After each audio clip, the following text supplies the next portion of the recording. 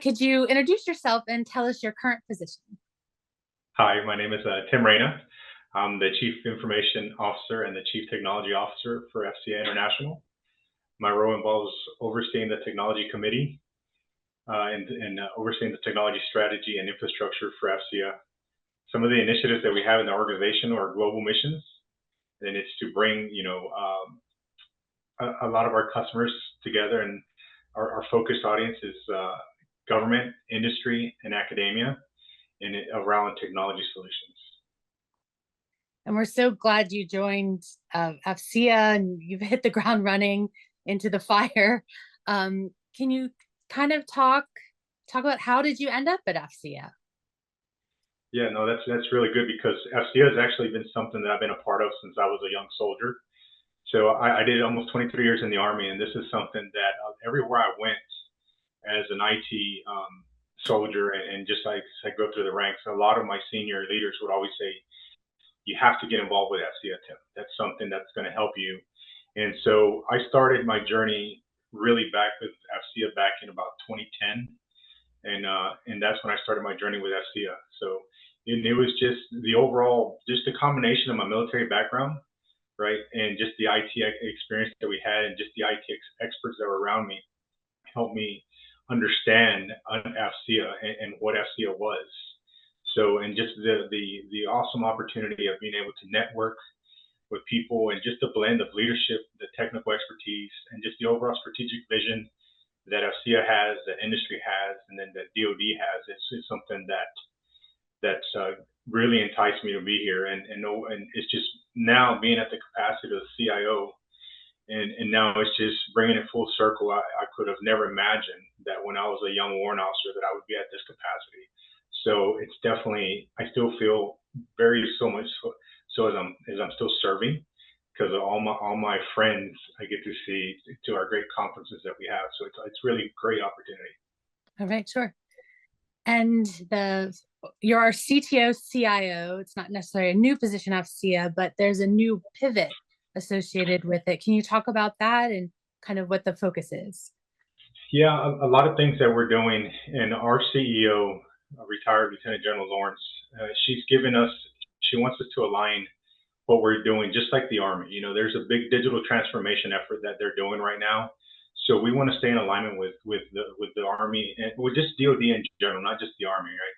And as we look at it, and we say, well, what's the digital transformation for AFCEA, right? And the biggest thing that we want to do is, we have a lot of corporate sponsors, we have a lot of members that are involved with technology, and being able to leverage the latest advancements in technology to enhance our customers, which is our members, right, their experience, and be able to improve any internal processes for our staff that keep AFCEA running at the international level, right? Those are some of the things that we're doing. And we also want to enable then our leaders with any cybersecurity, and now the AI that we're doing as well. Those are some significant pivotal changes, and that's going to increase the innovation. And one thing that we really want to do is just be in alignment. Like I said, just be in alignment with DoD. We cannot be an organization that brings our customers together and not be in alignment with them. So that's been a focus area that when we say digital transformation, that our CEO has mentioned.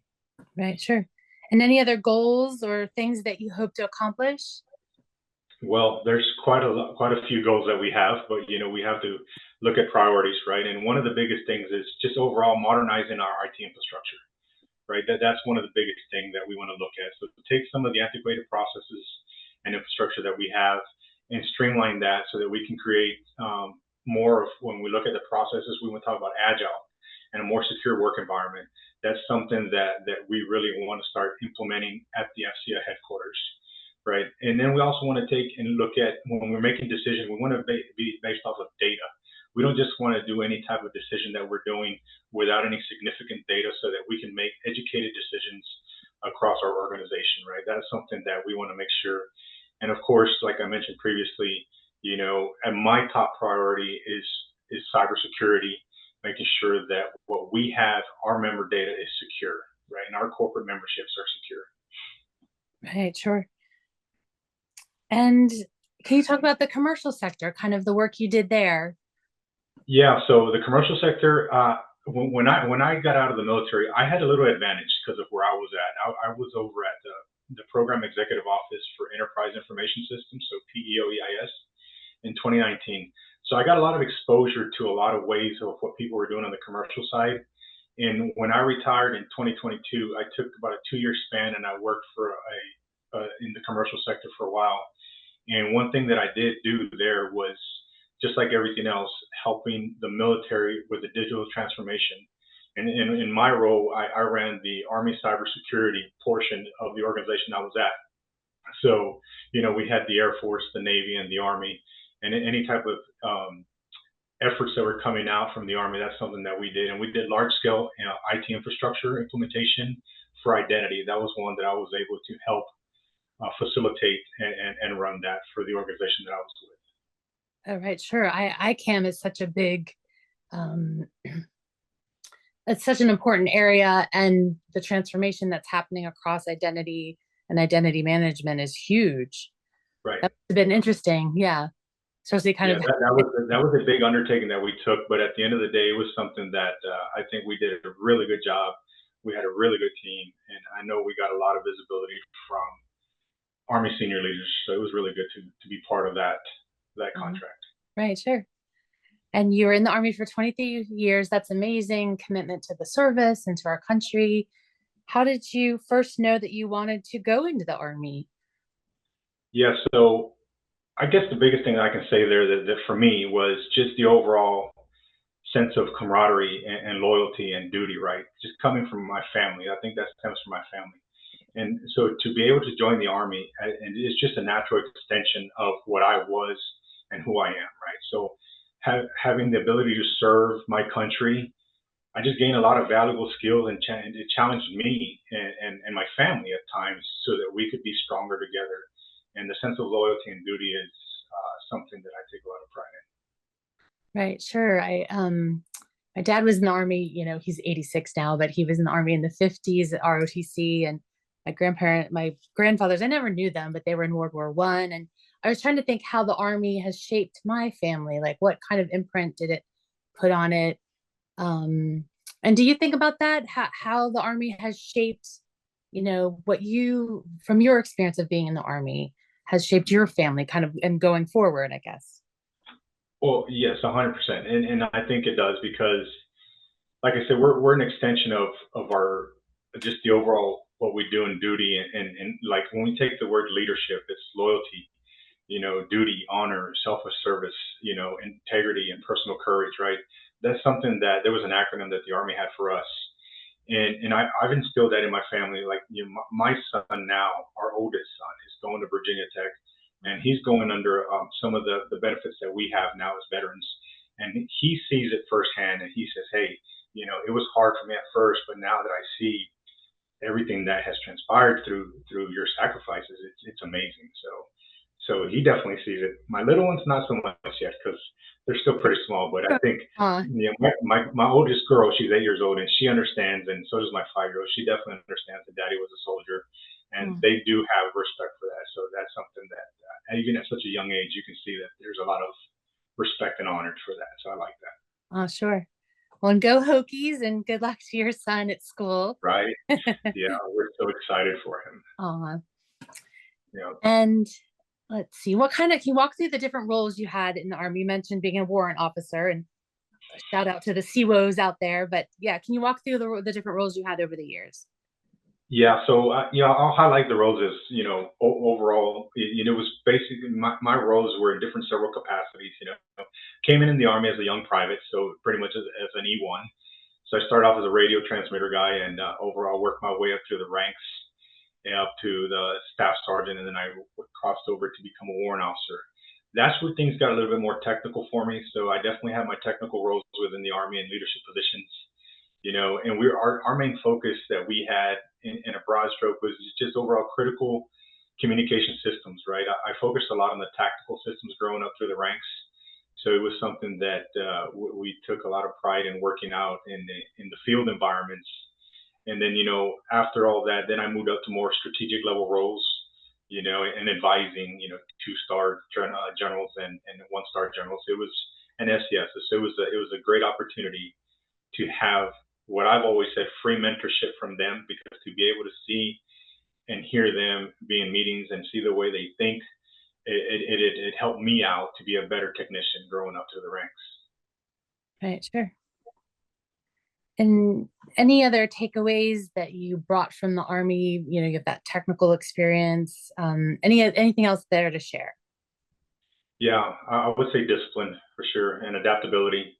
That's one thing that, being able to just show up and do your job, and being able to, go from one state to another, from one country to another. So, and then from one, leadership style to another, right? That was one of the things that we all learned under pressure, regardless if we were either in Iraq, Afghanistan, Korea, or even in the States, right? So just being able to be adaptive there within the different leadership styles was something that I've always take pride in, right? And I think it gave me the foundation that we have now as we look at technology communications, right? Because now it's it's an evolving, field of technology that's always changing. So when I say adaptability, we have to be adaptable, and we have to go back into the digital transformation, like I mentioned earlier, right? That's something that it's been very instrumental in my IT career. Right, sure. And what advice would you give to young people, either in high school or even college, about joining the military? Yeah, well, I have my strong opinions about that, but what I will say is, for the young folks, it's just a great way for us to build the foundation of discipline, leadership, and technical skills, right?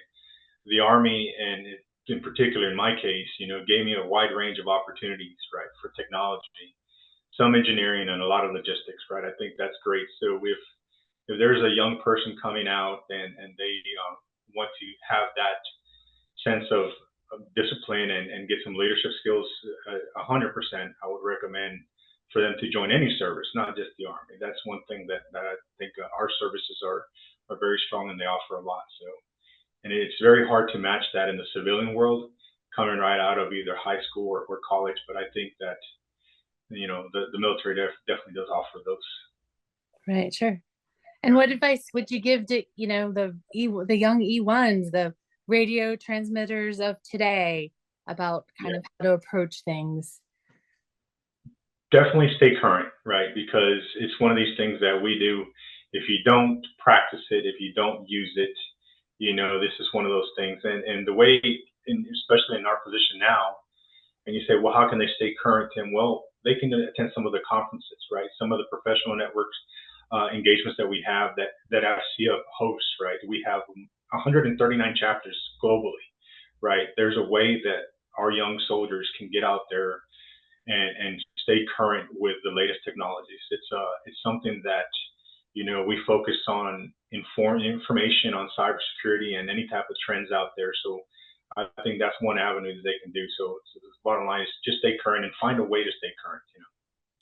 Right, sure. Even the simple handheld radio, I'm sure, has transformed greatly over the years, becoming software defined, and the line of sight ecosystem has transformed from just a radio into all other devices, or Right. Unmanned aerial systems. Yeah, well, I guess what would you say there about kind of, how to stay on top of even just radio technology? Well, yeah, that the radio technology is definitely something that's probably changed quite well. It has changed a lot since I first started, right? To your point about software defined networking and software, just different radios.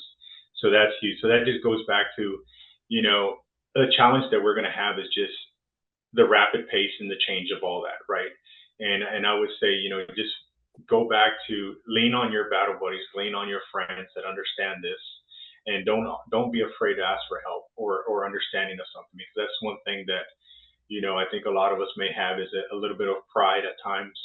But when it comes to understanding something, never be afraid to ask for help when it comes to understanding your job, because you never know when that the person next to you is going to need your help too. So I think that's definitely something that we need to do, is be able to cross talk amongst each other and share our knowledge, right? That's important. Yeah, that's great advice. And how else do you stay current, even for your role now at AFCEA? Do you have any tips or favorite places or organizations you go for information, or how do you keep on top of the technology change?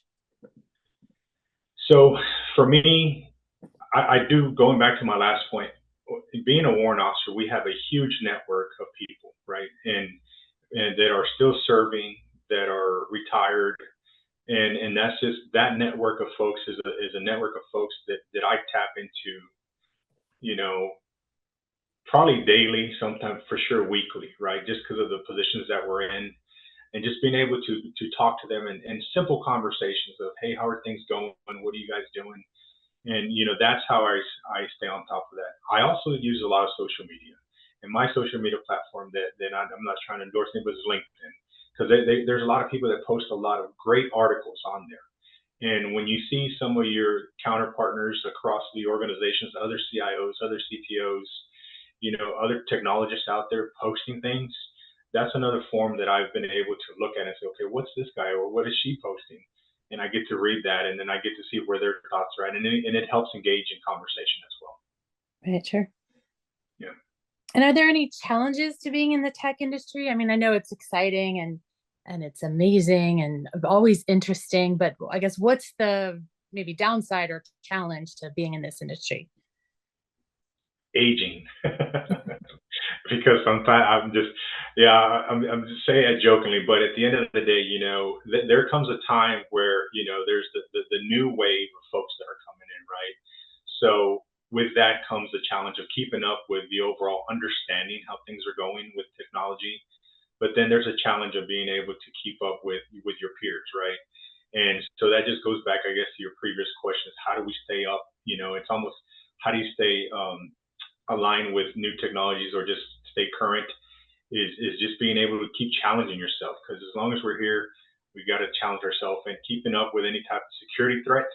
That's the really big one here, because there's a ton of security threats out there. Nation state actors are becoming very, very creative in how they're doing things nowadays. So it's not your normal phishing attacks anymore. They're getting very creative how they're doing things. So I guess the balance of being able to talk to people, the balance of understanding security, and then just being able to come up with different solutions, right? And so it just depends. I think there's just that. I guess just the big challenge is just the rapid change in this environment. Right, sure. And can you talk about kind of how, and you mentioned it kind of at the start, but how can a professional organization, and such as AFCEA, we can delve into kind of how your advice for people to benefit from AFCEA, but even just any professional organization, how can someone use a professional organization to help them in their career? Yeah, no, and I like that, because I can bring a personal experience to that, just given where I started in my career. And I just think that AFCEA as a whole, when you look at AFCEA, it's not just a staff sitting at the headquarters. It's everybody, our 30 plus thousand members, right? Or over 1,700 corporate sponsors. And so when you look at that, those are all people that are professionals tied to our industry. And with that, it gives you great networking opportunities. It's going to give us access to cutting edge technology insights, which we have, like technology committees, the cyber committees, and just the keynote speakers and what we have in our conferences, right? And then exposure to the different government DoD employees. And you're going to be able to see what their challenges are and how we can help solve that, either from an industry, an academia, and helping the DoD solve their problems, right? So I think that's just something that, if you want to come into the DoD footprint, I think being able to come in either from a small business perspective or just from a member perspective, it's going to give you that avenue to talk to the DoD academia and industry. Right, sure. And then AFCEA specifically, you've been here a limited time kind of within the headquarters, but what are you seeing so far about, how AFCEA can help people in their careers? Well, I would say from our perspective is being able to embrace change, right? That's something that we need to look in. And I've always said this before, and I'll say it again. Information technology is meant to be learned. We can learn this. There's a book, there's seminars, there's so many things. But culture and organizational change are two of the biggest things that I think we face as leaders, right, when it comes to technology. being able to get our organizations to understand the technologies and embrace the technologies is something that goes along with some of the other challenges that we face, right? So I would say that we have to be able to embrace change and be empathetic, right, to change and to people, right, to make sure that we understand, because as we become empathetic leaders, it helps us understand our employees and our coworkers. And I don't like to be very transactional. When we go to work, we need to understand, hey, how are your kids doing? How's your wife? How's your husband? How's your significant other? And once you put that shield down from a human factor, they gain trust, and then we can bring in our expertise of IT folks and say, hey, now that I have your trust factor, let's look at some technology, how it's going to, you can gain some efficiencies, right? Right, sure. And any advice, you're no longer in the military, but any advice to senior leaders in the military about technology and change? Yeah, I guess it just goes back to what I was just previously saying. Just investments. As we look at the overall technology change, I think a lot of folks are. There's two things that come to mind. I think one is security, and the other is cost. Right. So when you say, "Hey, I want something to be secure, but how much is it going to cost me?" Right. So I think we have to look at investments as not necessarily a upfront cost. Sometimes it is, but it's the overall long-term organizational goals that we're looking at, and that goes back to embracing the change, right? And how are we going to adopt these change for this technology? How are we going to secure our data? How are we going to secure our personnel? And how are we going to do that? Because sometimes, given the just the overall experience that I was under, that I understand about the DoD, there's a lot of budget constraints.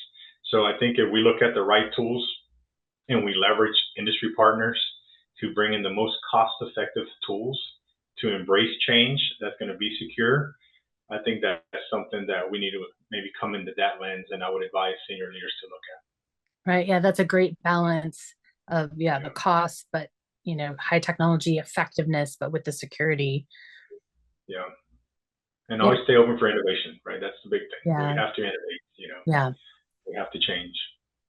Yeah, I was so impressed kind of years ago watching the Space Force develop.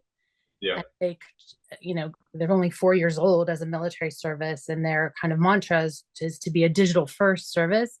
And I remember hearing the, General John Raymond, the leader of the Space Force, the first commander, way back when, even he was learning to code. I was like, wow, I don't know. I was impressed by that, and just kind of that embrace of learning, like, okay, maybe you don't know anything about anything, but try this, and it's okay to learn and start a process. So yeah, I don't know. I thought that was interesting, but no, for sure it is, and then that just shows you the type of leader that we have to be, because I think given in our IT field, we're surrounded by a bunch of smart folks, so we need to be able to challenge our smart folks, and when we do that, in that example, it's good that he's able to do that, because now you can say, well, with when I've been coding, or from my understanding of coding, I can challenge my smart engineers or architects. And that's something that I've done too, though. When you were going back to the question of how do you stay, aligned with new technologies, that's something that we have to stay with, understanding what type of language are they using when it comes to programming, so that we can have those intelligent conversations, different operating systems and stuff like that. I think that's important, that no matter where you're at in the hierarchy from CIO down, you have to be able to relate to the people that are actually behind the keyboards. Right, sure. Oh, and can you highlight kind of your role on the technology committee? For those who don't know, AFCEA has great committees at the headquarters level: the Intelligence Committee, Homeland Security, Small Business, Cyber Security, Technology, the IDEA Committee. But yeah, can you talk us kind of about the Technology Committee and what you're hoping for this year, and how anybody can get involved with the Technology Committee? Yeah, no. So the Technology Committee, it's a committee that comprises over 60 members, and it is the same thing that we have industry, government, and academia. So it's a balance between those three areas of expertise. We have a lot of retired senior leaders from across DoD that are currently serving. under the Technology Committee. And we have our two co-chairs that have been there for about 2 years now, Anita and Frank. They've done a fantastic job of organizing and running this. What we do, our main conference is called TechNet Emergence. It's going to be in March of this year. It's going to be the second year that we have it. It's going to be more aligned to emerging technologies. And the folks that we are aligned to is more of the technicians and the technical experts when it comes to the field of cybersecurity, AI, data, and supply chain, for example. And those folks are the folks that will be sitting on keynotes, either moderating or actually speaking on keynotes. And it's just, we meet once a month. This year, the applications are closed, but they will open again next June for anybody that wants to submit an application for that. And it's just a great opportunity for folks to stay networked together and to be able to share their thoughts. We do produce some products that can be in our Signal magazine, right? So there's some white papers that get published.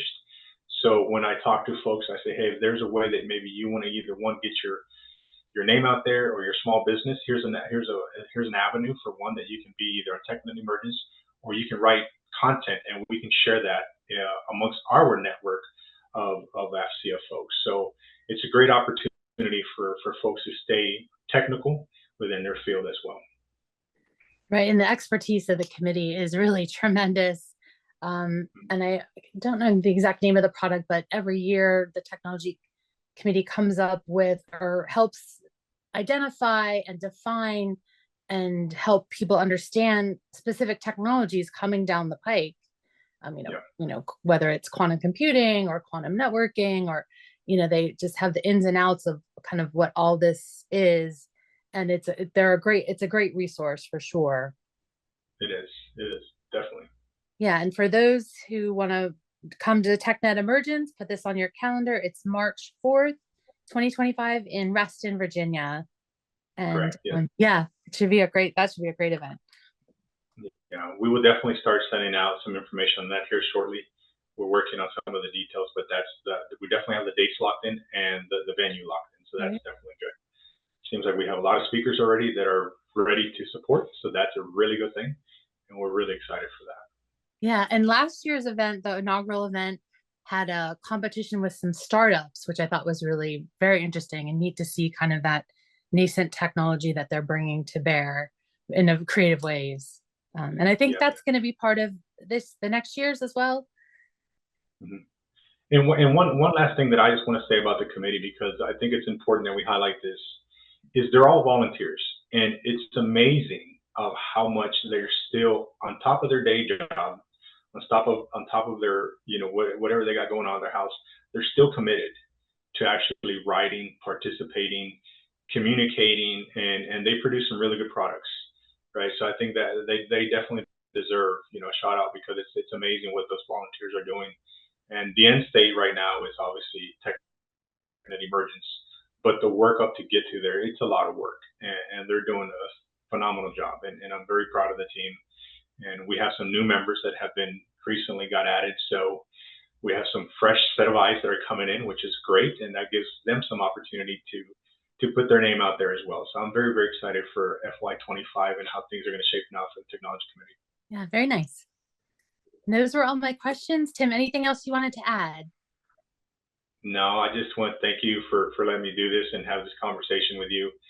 Hopefully it was helpful. There's some insights that we all get to share, and hopefully you gain something. And if I'm always here, and I'm super excited. And I know that Susan Lawrence, she gave me a great opportunity to be here, so I'm very, very happy to be here. And so they just thank you, and thank you to the AFCEA family for supporting me as well. It's been really good coming to AFCEA here, and I've been welcomed with open arms, so it's been great.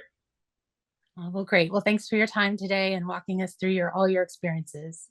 So thanks. Thank you.